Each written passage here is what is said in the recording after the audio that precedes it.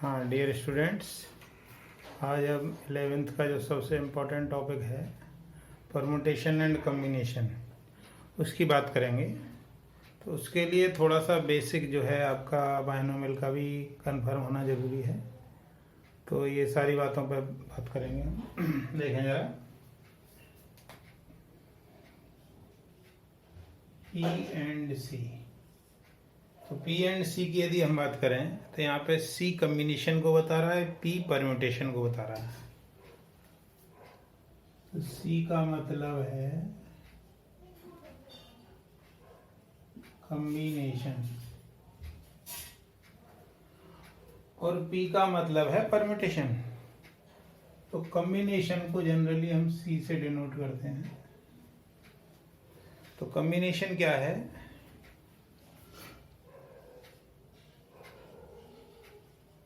selection of all things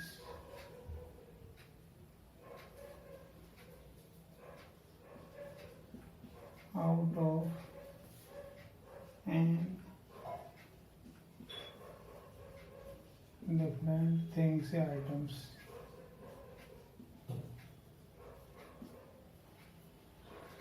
selection है ये। Combination मतलब सिलेक्शन। इसको हम कहते हैं एन टोटल थिंग्स है, उसमें से सिलेक्शन किया इसलिए सी, और कितनों का किया है? आर का किया है। तो ये हो गया N C R. N C R को यदि हम वैसे सॉल्व करें तो क्या होता है? N factorial upon n minus r factorial और आर फैक्टोरियल। ठीक है। अब बात करें हम परम्यूटेशन की।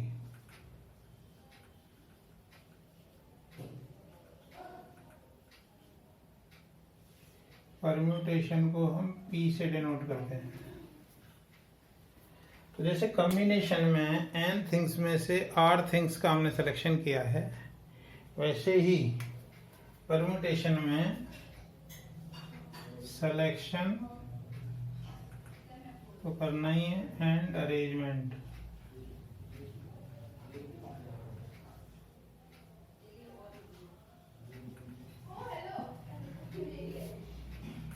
Of r things out of n different things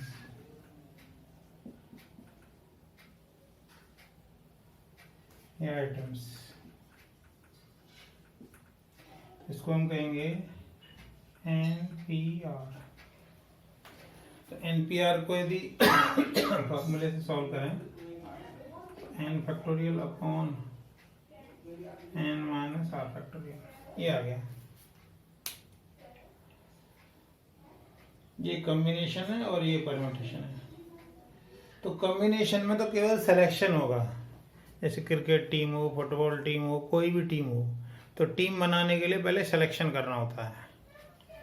अच्छा, कॉम्बिनेशन में क्या होता है? पहले सिलेक्शन करते हैं और फिर अरेंज भी करते हैं। जैसे मान लीजिए क्रिकेट टीम है, क्रिकेट टीम में सिलेक्शन ही होता है।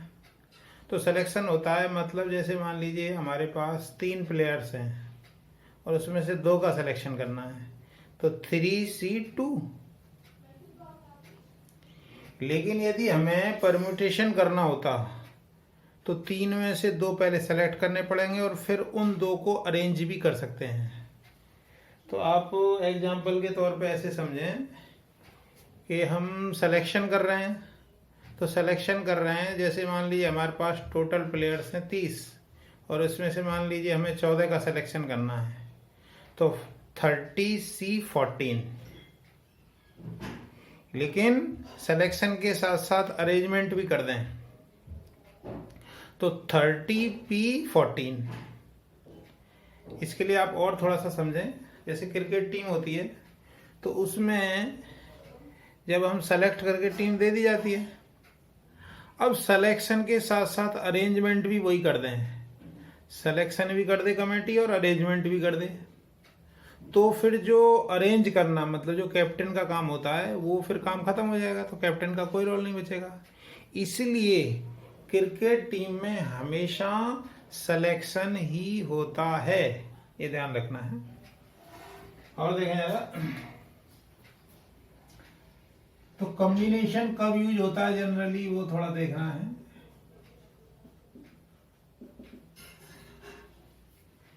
कॉम्बिनेशन एक तो आपका मान लीजिए हमें कहीं भी सिलेक्शन लिखा हुआ है तो वहां इसका यूज करना ही करना है,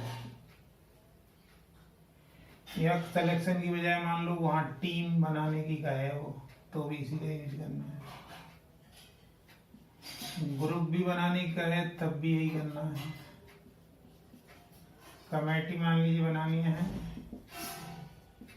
तब भी इसी का यूज करना है। सिलेक्शन है तब, टीम है, ग्रुप है, कमेटी है, इनमें तो करना ही करना है, एटसेट्रा। और परम्यूटेशन की बात करें,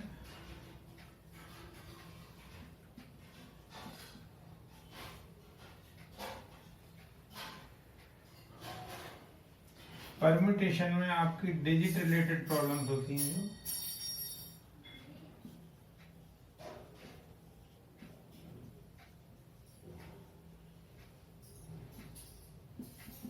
इसमें यूज करना है, और जो हम ट्रेन में सिग्नल वगैरह देते हैं उसमें भी यूज करना है।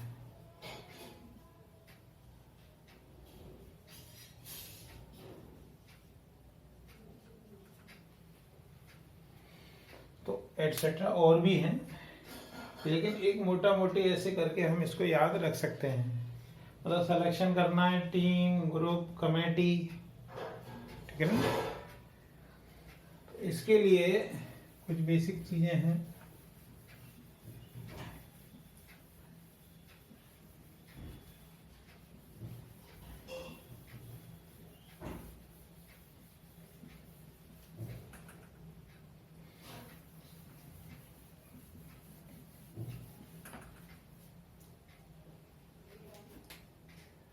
एक होती है एडिशन थ्योरम,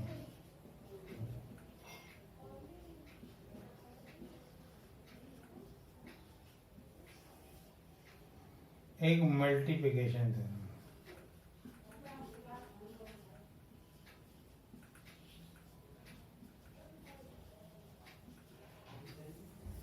इन दो का बहुत रोल है।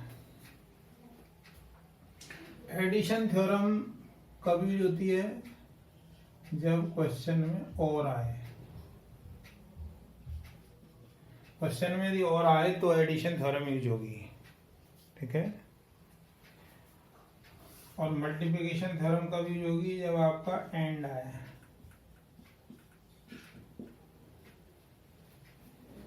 जैसे समझिए जरा, मान लीजिए किसी स्कूल में 10 बॉयज हैं और 8 गर्ल्स हैं, ठीक है। 10 बॉयज हैं और 8 गर्ल्स हैं। तो हमें कमेटी के लिए मान लीजिए हमें 1 बॉय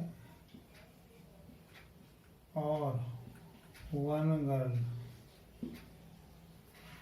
ये हमें लेना है। तो क्या पॉसिबिलिटी है, एक बॉय होने की पॉसिबिलिटी क्या हो सकती है 10 में से, या तो पहला बॉय आ जाए, दूसरा आ जाए, तीसरा आ जाए, तो 10 पॉसिबिलिटी है।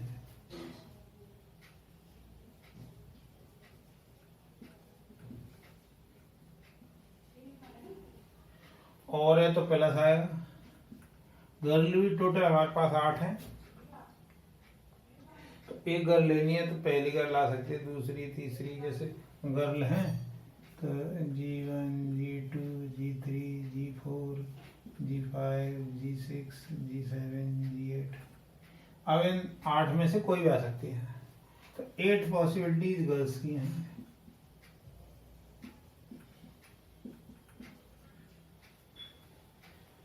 और अब और लगाए तो या तो गर्ल भी आ सकते हैं, तो बॉय, तो मतलब टोटल पॉसिबिलिटीज ऐड हो जाएंगी, यानी 18 पॉसिबिलिटीज हो गई है।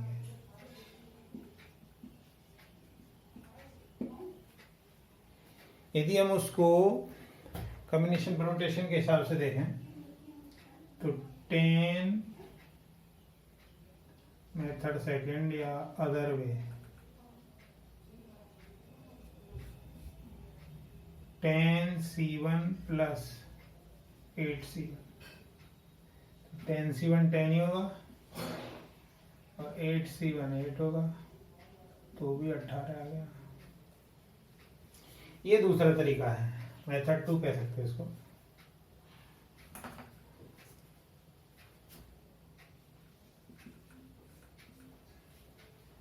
ये है।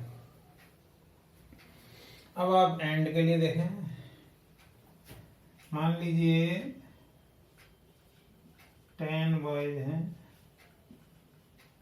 एंड 8 गर्ल्स ही मान लीजिए, ठीक है। अब हमें 1 बॉय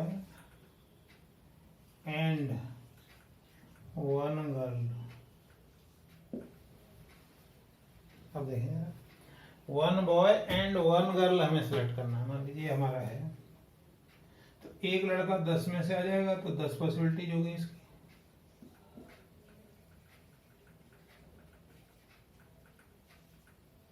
एंड है तो एंड है तो मतलब लड़कियों में से तो जाएगा ही, गर्ल्स में एंड है तो मतलब गर्ल्स का मैटर अलग हो जाएगा, और गर्ल्स की भी 8 पॉसिबिलिटीज होगी।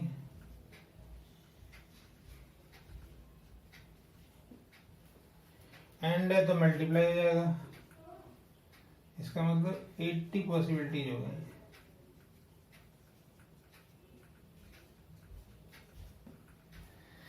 कैसे इसको समझना चाहें तो समझ सकते हैं। 10 बॉयज हैं, बॉयज मान लीजिए हमने इधर लिखे, तो B1 B2 B3 B4 B5 B6 B7 B8 B9 B10 ये हो गए बॉयज। और मान लीजिए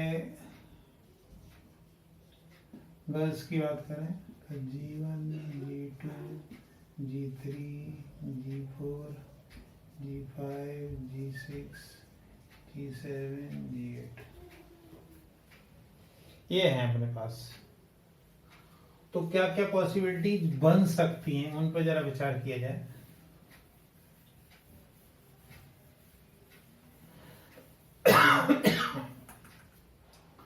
तो क्या क्या पॉसिबिलिटी बनेगी, इधर से पहला बॉय लें, उधर से गर्ल 1 ले लें, तो B1 G1 हो जाए, या B1 G2 B1 G3 B1 G4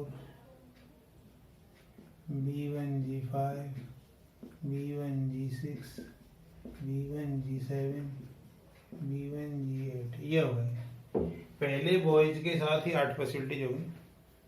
फिर ऐसे ही B2 के साथ देखें,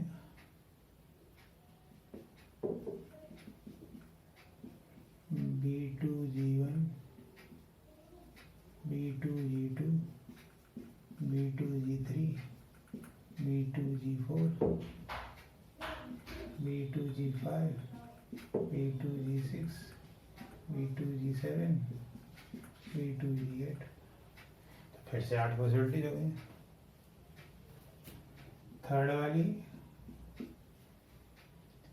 ऐसे ही B3 G1 B3 G2 इसी तरीके से लास्ट में जाएगा B3 G8।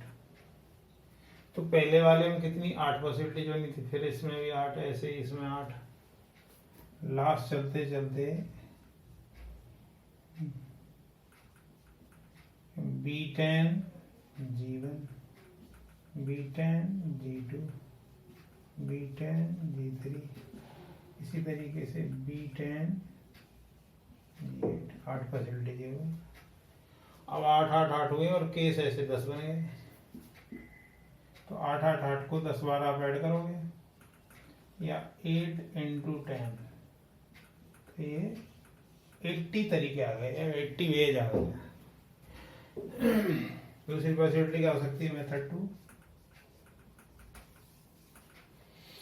टू ये हो सकती है कि बॉयज 10 हैं, 10 में से एक ही तो लेना है, तो 10C1 एंड है तो मल्टीप्लाई कर दिया और 8C1, तो ये हुआ 10 और ये हुआ 8 और टोटल हो गया 80 वेज हो गया।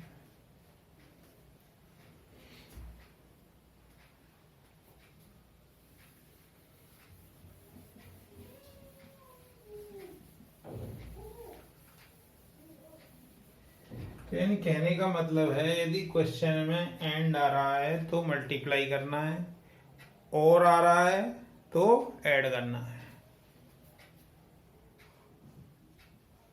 एंड है तो मल्टीप्लाई यूज करना है, और है तो प्लस यूज करना है। अब उसके अंदर भी केस के अंदर केस हो सकते हैं, जैसे केस केस केस बनते चले गए। तो ये 8 हुआ, ये 8 8 8 8 8 ऐसे 10 बार ऐड हुआ, तो टोटल वेज जो है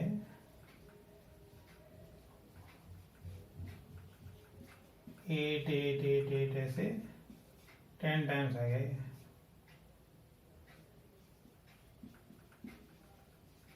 इसलिए ही आ गया।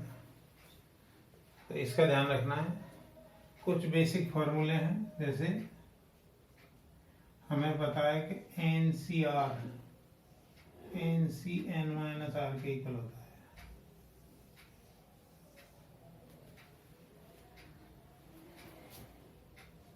और देखें जरा, NCR की वैल्यू n/r n-1 CR-1 इसके और देखें जरा, NCR plus NCR-1 equal to n+1 CR। ये बहुत इंपॉर्टेंट है। इसका आप चाहें तो प्रूफ देख सकते हैं कि लेफ्ट हैंड साइड को लें, NCR होगा n(n-r)r(r)। ये हो गया n(n-r+1) और r-1।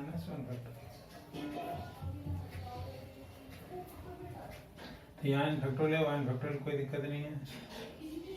ये बड़ा है तो ये छोटा है, तो इसको कुछ छेड़ने की जरूरत नहीं है। लेकिन ये r है, ये r, तो इसमें से r बाहर निकाल लो, r-1। n(n) इसको बाहर निकालो तो n-r+1, फिर बच गया n-r(r)r-1। ये आया। तो क्या कॉमन आ गया दोनों में? n कॉमन, n-r कॉमन और r-1। ये कॉमन आ गया। यहाँ से n ले लिया, n-r ले लिया, r-1, तो यहाँ बचा 1/r प्लस यहाँ क्या बचा, ये भी चला गया, ये भी चला गया, ये चला गया, तो 1/n-r+1।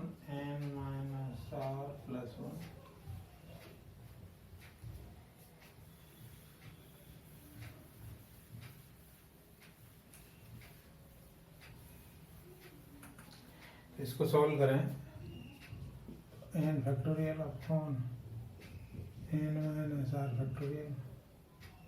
r-1। इसको सॉल्व करेंगे तो क्या आएगा, और यहाँ n-r+1 ऊपर क्या आ जाएगा, n-r+1 प्लस r, और से r कट गया, तो क्या आया ऊपर, n+1 into n upon n-r n-r+1 into r-1 into r। ऊपर वाला हो गया n+1 और ये हो गया n-r+1 और ये r। इसका अपन लिख सकते हैं n+1 C और, या इसको कहीं कहीं आप ऐसे भी लिखा हुआ देखेंगे n+1 यहाँ और R यहाँ।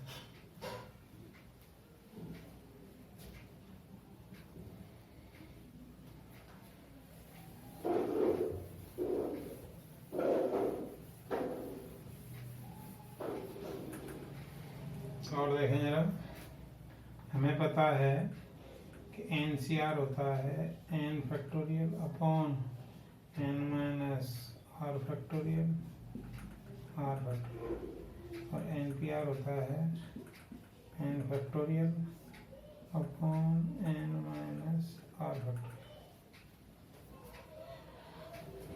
ये मान लो फर्स्ट इक्वेशन है, ये सेकंड इक्वेशन है।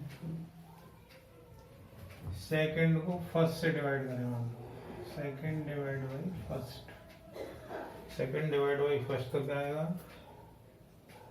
NPR upon NCR। डिवाइड करेंगे तो क्या आएगा, इसमें इसका डिवाइड करें तो R फैक्टोरियल आ जाएगा, यानी NPR equal to NCR into R factorial. यानी कहने का मतलब ये हुआ कि परम्यूटेशन कॉम्बिनेशन का R फैक्टोरियल टाइम्स है NPR अपॉन NCR। सो बता रहा है आपको कि NPR जो है NCR से बड़ी वैल्यू देगा, यानी permutation upon combination that is equal to R factorial. तो आज के लिए इतना ही काफ़ी है। पसंद आए तो शेयर करें, लाइक करें। Thank you.